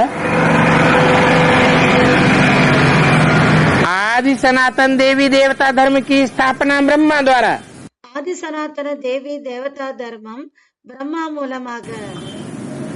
ब्रह्मा ने तो शरीर छोड़ दिया, பிரம்மா என்னவோ சரீரத்தை விட்டுவிட்டார்। तो बात झूठी हुई அப்போது அந்த விஷயம் பொய்யானதாக ஆனதா या सच्ची हुई? அல்லது உண்மையாக ஆனதா? है सच्ची हुई। உண்மையாக ஆனதா? யாரோ சொல்லிருக்காங்க, அதுக்கு பாபா கேக்குறாரு, कैसे? எப்படி? ब्रह्मा गया कहाँ है? பிரம்மா சென்று விட்டார் என்றால் எங்கே அவர் இருக்கிறார்? हमारे पास बैठा क्या? உங்களிடம் உட்கார்ந்து இருக்கிறாரா என்ன? हमारे पास है? இந்த பாய் சொல்றாங்க உங்ககிட்ட தான் இருக்கிறாரு அப்படின்னு சொல்றாங்க। என்னிடமா? तो कहीं नहीं। பாபா வந்து பார்த்து எங்கேயுமே இல்லையே அப்படின்னு சொல்றாரு. अरे ब्रह्मा को तो 4 मुख 5 मुख दिखाते हैं. அரே பிரம்மாவுக்கு என்னவோ 4 முகங்கள் மற்றும் 5 முகங்களை காண்பிக்கிறார்கள். पंचानन चतुरानन कहते हैं. பஞ்சானன் மற்றும் சதுரானன் என்று சொல்கிறார்கள். तो ब्रह्मा का कोई एक रूप नहीं है. ஆக பிரம்மாவுக்கு ஒரு ரூபம் மாத்திரம் இல்லை. कितने रूप हैं? எத்தனை ரூபங்கள் இருக்கிறது? अनेक रूप हैं. பல ரூபங்கள் இருக்கிறது. ब्रह्मा अनेकों के नाम है. பிரம்மா பல பேருக்கு பிரம்மா என்ற பெயர் இருக்கிறது. परंतु एक ब्रह्मा ऐसा है ஆனால் ஒரு பிரம்மா அப்படி இருக்கிறார், जिसमें भगवान मुकर्रर रूप से आते हैं. அவருக்குள் பகவான் முகர்ரர் ரூபத்தில் நிரந்தரமான ரூபத்தில் வருகிறார். ஒருத்தருக்குள் मुकर्रर रूप से पाठ बजाते हैं. நிரந்தரமான ரூபத்தில் பாட்டை செய்கிறார். आदि में भी था, ஆரம்பத்திலும் இருந்தார், अभी भी है और अंत में भी रहेगा. இப்போதும் இருக்கிறார் மற்றும் கடைசி வரைக்கும் இருப்பார். देवी देवता सनातन धर्म की स्थापना தேவி தேவதா சனாதன தர்ம ஸ்தாபனை उस प्रजापिता ब्रह्मा के द्वारा ही स्थापन होगी. அந்த பிரஜாபிதா பிரம்மாவின் மூலமாகத்தான் ஸ்தாபனை ஆகும். तो जरूर देवता बनते होंगे. ஆக கண்டிப்பாக தேவதையாக ஆகியிருப்பார்கள். बनाने वाला जरूर चाहिए. ஆக்குபவர் கண்டிப்பாக வேண்டும். इंजीनियर बनावेगा. இன்ஜினியராக ஆக்குவார்கள். प्रोफेसर बनावेगा. ப்ரொஃபஸரை ஆக்குவார். डॉक्टर बनावेगा. டாக்டரை ஆக்குவார். तो देवता कौन बनावेगा? அப்போது தேவதையை யார் ஆக்குவார்கள்? भगवान बनावेगा. பகவான் ஆக்குவாரா? भगवान भगवती बनावेगा. பகவான் பகவதியை உருவாக்குவார். देवता बनाने के लिए कौन चाहिए? தேவதையாக ஆக்குவதற்கு யார் வேண்டும்? देवता चाहिए. तो कहते हैं देवदेव. ஆக சொல்கிறார்கள் தேவதேவ महादेव. தேவதேவ மகாதேவர் என்று சொல்கிறார்கள். तो देवताओं में तो धारणा होती है. ஆக தேவதைகளில் தாரணை வந்து இருக்கிறது. ब्राह्मणों का घराना பிராமணர்களுடைய வம்சம் डायनेस्टी नहीं कही जाती है. அதை டைனஸ்டி என்று சொல்ல மாட்டார்கள். பிராமண வம்சத்தை டைனஸ்டி என்று சொல்ல மாட்டார்கள். देवताओं की डायनेस्टी चलती है, தேவதைகளுடைய டைனஸ்டி நடக்கிறது. ब्राह्मणों की डायनेस्टी नहीं चलती. பிராமணர்களுடைய டைனஸ்டி நடப்பதில்லை. क्यों? ஏன்? कोई कारण होगा. ஏதாவது காரணம் இருக்கும். क्यों नहीं चलती है? ஏன் நடப்பதில்லை? है? सूर्यवंशी ब्राह्मण हो, சூரியவம்சி பிராமணர்களோ, चाहे कोई भी वंशी ब्राह्मण हो, எந்த வம்சத்தின் பிராமணர்களாக இருந்தாலும், कोई भी कुरी का ब्राह्मण हो, எந்த குறியைச் சேர்ந்த பிராமணர்களாக இருந்தாலும் उसकी डायनेस्टी नहीं चलती है. அவர்களுடைய டைனஸ்டி நடப்பதில்லை. क्यों नहीं चलती है? ஏன் நடப்பதில்லை? क्योंकि ब्राह्मणों को राजाई नहीं करनी है. ஏனென்றால் பிராமணர்கள் ஆட்சியை செய்யக்கூடாது. ब्राह्मणों को क्या करना है? பிராமணர்களுக்கு என்ன செய்யணும்? ब्राह्मणों को सेवा करनी है. பிராமணர்கள் சேவை செய்யணும். तो जो सेवादारी होते हैं ஆக யார் சேவாதாரிகளாக இருக்கிறார்களோ उनकी डायनेस्टी नहीं कही जाती है. அவர்களுடைய டைனஸ்டி என்று சொல்லப்படுவதில்லை. इस समय तो प्रजा के ऊपर प्रजा का राज्य है. இந்த நேரத்தில் பிரஜைகளின் மீது பிரஜைகளின் ராஜ்யம் நடக்கிறது. ब्राह्मणों की राजधानी होने की बात ही नहीं है. பிராமணர்களின் ராஜதானி என்று அந்த விஷயமே இருப்பதில்லை. असल जो क्रिश्चियंस हैं அசலாக இருக்கிற கிறிஸ்டியன்ஸ் யார் இருக்கிறார்கள்? वो तो सदैव क्राइस्ट को ही मानते हैं. அவர்கள் எப்போதுமே கிறிஸ்டை தான் ஏற்றுக்கொள்கிறார்கள்.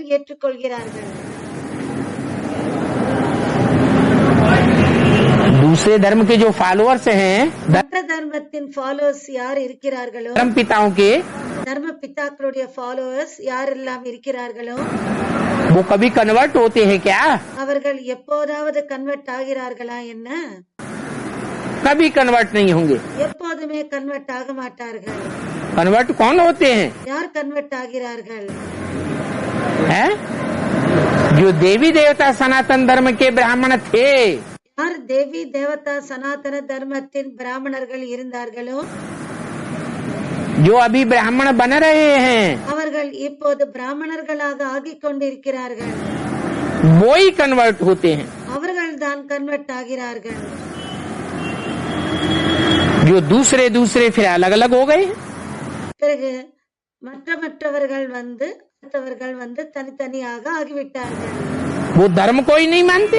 அவர்கள் தர்மத்தையே ஏற்றுக்கொள்வதில்லை। नहीं मानते हैं तो अपने धर्म को भूल गए।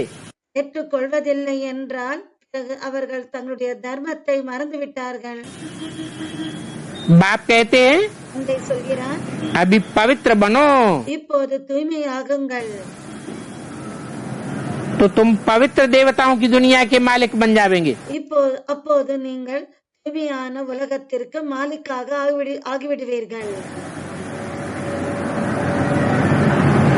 इसमें कोई धांधली की बात नहीं है। இதில் எந்த விதமான ஏமாற்றுதல் விஷயம் இல்லை। बाप के समझाने से தந்தை புரிய வைப்பதினால் बुजुर्ग बन जाएंगे। நீங்கள் வயதானவர்களாக ஆகிவிடுவீர்கள்। बुजुर्गों का असर पड़ जाता है। வயதானவர்களுடைய அந்த பிரபாவம் ஏற்படும்। बुजुर्गों की बात सब कोई मान लेते हैं। வயதானவர்களுடைய பேச்சை அனைவருமே ஏற்றுக்கொள்வார்கள்। आखिरी तो समझ ही जाएंगे। கடைசியில் என்னவோ புரிந்து கொண்டு விடுவார்கள்। तो समझने वाले धांधली छोड़ देंगे। यहाँ आकर के प्रतिज्ञा भी करते हैं, बाबा हम आपकी श्रीमत पर चलेंगे। अंजाम का बुजुर्गों का असर पड़ जाता है। बुजुर्गों की बात सब कोई मान लेते हैं। आखिरी तो समझ ही जाएंगे। तो समझने वाले धांधली छोड़ देंगे। ஆக புரிந்து கொள்பவர்கள் அதை ஏமாற்றுகிறார்கள் என்று அதை விட்டு விடுவார்கள்। यहाँ आकर के प्रतिज्ञा भी करते हैं, இங்கே சத்தியம் கூட செய்கிறார்கள்। बाबा हम आपकी श्रीमत पर चलेंगे। பாபா நாங்கள் உங்களுடைய ஸ்ரீமத்தின் படி நடப்போம்। अंजाम करते हैं, சத்தியம் செய்கிறார்கள்। निश्चय पत्र लिख करके देते हैं। நிச்சய பத்திரத்தை எழுதி தருகிறார்கள்। कहते हैं हम बेहद के बाप के सामने प्रतिज्ञा करते हैं। சொல்கிறார்கள் நாங்கள் எல்லையற்ற தந்தையின் முன்னால் நாங்கள் உறுதிமொழி சத்தியம் செய்கிறோம்। परंतु फिर माया ऐसी है, ஆனால் மாயா அப்படிப்பட்டதாக இருக்கிறது, जो दिमाग सारा ही गुम कर देती है। அந்த புத்தி அனைத்தையுமே மாயமாக்கி விடுகிறது।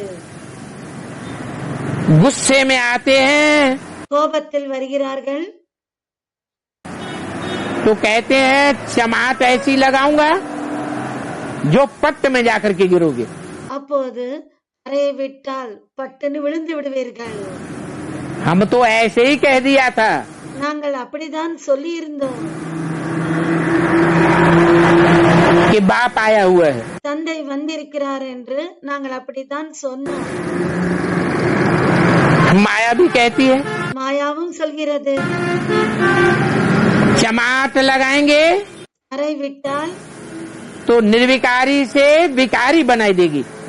நிர்விகாரியிலிருந்து விகாரியாக ஆக்கிவிடுகிறது। मुख्य बात पवित्रता पर है। முக்கியமான விஷயம் பவித்ரதா மீதுதான் இருக்கிறது।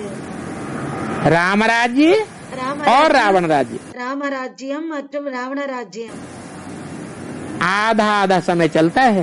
பாதி பாதி சமயம் வரைக்கும் நடக்கிறது। इतने पत्थर बुद्धि हैं, இவ்வளவு கல்புத்தியாக இருக்கிறார்கள்। तो सोचते हैं कि कहाँ जावे समझाने के लिए। அப்ப யோசிக்கிறார்கள், புரிய வைப்பதற்காக எங்கே செல்வது? इनको समझाने की ही दिल नहीं होती है। இவர்களுக்கு புரிய வைப்பதற்காக மனசே இருப்பதில்லை. है तो बहुत सहज ज्ञान। ஆனால் இந்த ஞானம் என்னவோ மிகவும் சகஜமான ஞானமாகும். बाप समझाते हैं पावन दुनिया जरूर स्थापन होनी है। தந்தை புரிய வைக்கிறார், பாவனமான உலகம் கண்டிப்பாக ஸ்தாபனை ஆகணும். विवेक कहता है அறிவு சொல்கிறது, आदमशुमारी में तो जरूर क्रिश्चियन माने जाएंगे। கனத்தொகையில் பார்த்தால் கிறிஸ்டியன்கள் தான் அதிகமாக இருக்கிறார்கள் என்று ஏற்றுக்கொள்ள வேண்டியிருக்கிறது. उनकी तादाद बहुत ज्यादा है। அவர்களுடைய எண்ணிக்கை மிகவும் அதிகமாக இருக்கிறது. परंतु जो क्राइस्ट को नहीं मानते हैं, ஆனால் யார் கிறிஸ்டை ஏற்றுக்கொள்வதில்லையோ, जो क्रिश्चियन, எந்த கிறிஸ்டியன், तो वो कांग्रेस बन पड़े हैं। அவர்கள் காங்கிரஸாக ஆகிவிட்டார்கள்.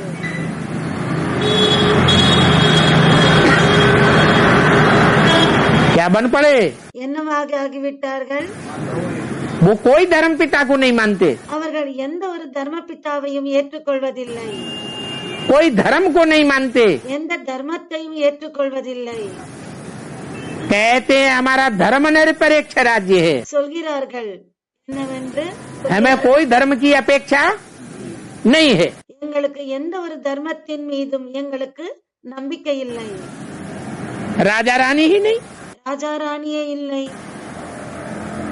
अब रसिया भी तो क्रिश्चियन है, இப்போது ரஷ்யாவும் கிறிஸ்டியன் தானே, वहाँ भी राजा रानी नहीं है। அங்கேயும் ராஜா ராணி இல்லை. सब राजाओं को उड़ा दिया, அனைத்து ராஜாக்களையும் இல்லாமல் ஆக்கிவிட்டார்கள், பறக்கடித்து விட்டார்கள், कत्लेआम करा दिया। அவர்களை வந்து முடித்து விட்டார்கள். कितने छी छी बन गए। எந்த அளவுக்கு அழுக்கானவர்களாக ஆகிவிட்டார்கள். राजा रानी प्रजा के मुंह पड़ जाते हैं। ராஜா ராணி பிரஜைகள், बच्चे जो अच्छे अच्छे समझदार हैं, दैवी गुण धारण करते रहते हैं, दैवी गुण धारण तो कर रही है। राजा रानी प्रजा के मुंह पड़ जाते हैं। ராஜா ராணி மற்றும் பிரஜைகள், இந்த விஷயம் என்பது ஏற்படுகிறது. बच्चे जो अच्छे अच्छे समझदार हैं, யார் எந்த குழந்தைகள் நல்ல நல்ல புத்திசாலிகளாக இருக்கிறார்களோ, दैवी गुण धारण करते रहते हैं, அவர்கள் தெய்வீக குணங்களை தாரணை செய்து கொண்டிருக்கிறார்கள். दैवी गुण धारण तो कर रही है, தெய்வீக குணங்களை और फालतू किसी को दुख नहीं देना चाहिए। தெய்வீக குணங்களை தாரணை செய்து கொண்டுதான் இருக்கிறார்கள். பாபா சொல்கிறாரு, வீணாக யாருக்கும் துக்கத்தை தரக்கூடாது. अपना पोता मेल दिखाओ, உங்களுடைய போத்தாமையிலை எழுதுங்கள், बाबा को बताओ பாபாவுக்கு சொல்லுங்கள், कि सारे दिन में हमने किसी को तंग तो नहीं किया। ஒரு நாள் முழுவதுமாக நாம் யாருக்காவது தொந்தரவை கொடுக்கவில்லையே, தொல்லை கொடுக்கவில்லையே என்று பாருங்கள், எழுதுங்கள். दुख तो नहीं दिया, துக்கத்தை கொடுக்கவில்லையே. तुम बच्चे तो सुख देने वाले हो। குழந்தைகளாகிய நீங்கள் சுகத்தை தருபவர்கள். दुख देंगे துக்கத்தை கொடுத்தால் तो क्या अंजाम होगा? அதனுடைய விளைவு என்னவாக ஆகும்? दुखी होकर के मरेंगे। துக்கப்பட்டு தான் இறந்து போவீர்கள். और सुख देंगे சுகத்தை கொடுத்தால் तो अंतमते பிறகு அந்தமத்தே सुगते हो जाएगी। சோகத்தை ஆகிவிடுவீர்கள்.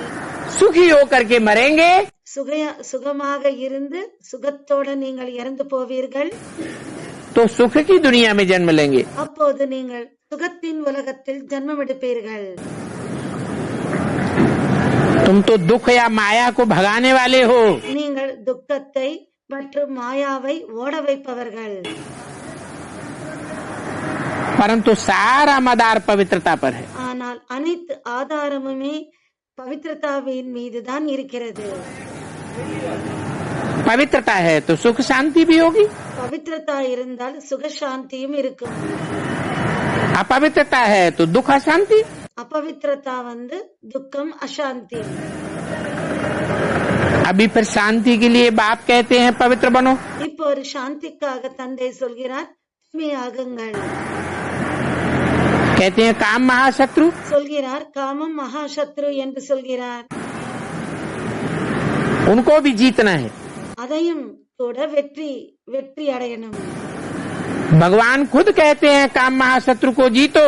பகவான் சுயம் சொல்கிறார் காமம் மகாசத்ரு அதன் மீது வெற்றி அடையுங்கள்। तो जगत जीत बन जाएंगे। அப்போது நீங்கள் ஜெகஜீத் ஜகத்தின் மீது உலகத்தின் மீது வெற்றி அடைந்து விடுவீர்கள்। कितना सहज समझाने की बात है। எவ்வளவு எளிதாக புரிய வைக்கக்கூடிய விஷயங்களாக இருக்கிறது। फिर भी ठहर नहीं सकते हैं। இருந்தும் கூட நிலைக்க முடிவதில்லை। हो सकता है आगे चल करके ठहर भी जाएं। இப்படி கூட ஆகலாம், போக போக அவர்கள் நிலைக்கலாம்। बुलाते हैं पतित पावन बाबा आओ। கூப்பிடுகிறார்கள் பதித்த பாவனா தந்தை வாருங்கள் என்று அழைக்கிறார்கள்। जब बाबा आते हैं எப்போது பாபா வருகிறாரோ तो देखो बच्चे कितनी धांधली करते हैं। பாருங்கள் குழந்தைகள் எவ்வளவு வந்து ஏமாற்றுகிறார்கள்। सच्ची बात भी समझना नहीं चाहते। சத்தியமான விஷயங்களை கூட அவர்கள் புரிந்து கொள்ள விரும்புவதில்லை। जो बाबा के बच्चे हैं वो तो पुरुषार्थ करते रहते हैं। யாரு பாபாவின் குழந்தைகளோ அவர்கள் புருஷார்த்தம் செய்து கொண்டிருக்கிறார்கள்। बाबा के पास युक्तियाँ भी बड़ी अच्छी है। பாபாவிடம் யுக்திகள் கூட மிக நல்ல யுக்திகள் கூட இருக்கிறது। कहते मुझे याद करो तो तुम पवित्र बन मेरे पास आ जाएंगे। சொல்கிறார் நீங்கள் என்னை நினைவு செய்யுங்கள், நினைவு செய்தால் தூய்மையாகி என்னிடம் வந்து விடுவீர்கள்। पवित्रता के बीच में कोई भी अपवित्र काम नहीं करो। தூய்மைக்கு நடுவில் எந்த ஒரு அபவித்திரதாவின் தூய்மையற்ற வேலையை செய்யாதீர்கள்। भगवान बाप समझाते हैं। பகவான் தந்தை புரிய வைக்கிறார்। तो जब भूल हो जाए तो अपना कान पकड़ना चाहिए। எப்போதாவது தவறு ஏற்பட்டு விட்டால் உன்னுடைய காதுகளை பிடித்துக் கொள்ள வேண்டும்। अरे அரே ये तो बेहद का बाप कहते हैं। இவர் எல்லையற்ற தந்தை என்னவோ இவர் சொல்கிறார் कान पकड़ो। காதுகளை பிடித்துக் கொள்ளுங்கள் என்று சொல்கிறார்। फिर कब ऐसा काम नहीं करूंगा। எப்போதுமே திரும்பவும் அப்படிப்பட்ட வேலையை நான் செய்ய மாட்டேன்। नहीं तो मुफ्त में घाटा पड़ जाएगा। இல்லை என்றால் வெறுமனே நஷ்டம் ஏற்பட்டுவிடும்। परंतु ऐसी आदत होती है ஆனால் அப்படி பழக்கம் வந்து ஏற்பட்டு விடுகிறது। जो बार बार वही काम हो जाता है। பிறகு அதே தான் திரும்ப திரும்ப அந்த தவறு வந்து ஆகிவிடுகிறது। माया भूलें कराती रहती है। மாயா தவறுகளை செய்ய வைத்து விடுகிறது। तो कहेंगे ये तो बच्चे हैं। சொல்வார்கள் இவர்கள் என்னவோ குழந்தைகளாக இருக்கிறார்கள்। बुद्धि புத்தி बच्चा बुद्धि है। புத்தி குழந்தை புத்தியாக இருக்கிறது। छोटे छोटे झाड़ சின்ன சின்ன மரம் झट गिर पड़ते हैं। உடனே அதாவது சின்ன சின்ன மரங்கள் விழுந்து விடுகிறது உடனே। जो पक्के पक्के हो जाते हैं वो तो ठहर जाते हैं। எப்போ வந்து யார் வந்து பக்காவாக இருக்கிறார்களோ அவர்கள் நிலைக்கிறார்கள்। अच्छा நல்லது। बच्चों को गुड नाइट और नमस्ते। குழந்தைகளுக்கு குட் நைட் மற்றும் நமஸ்தே। ஓம் சாந்தி।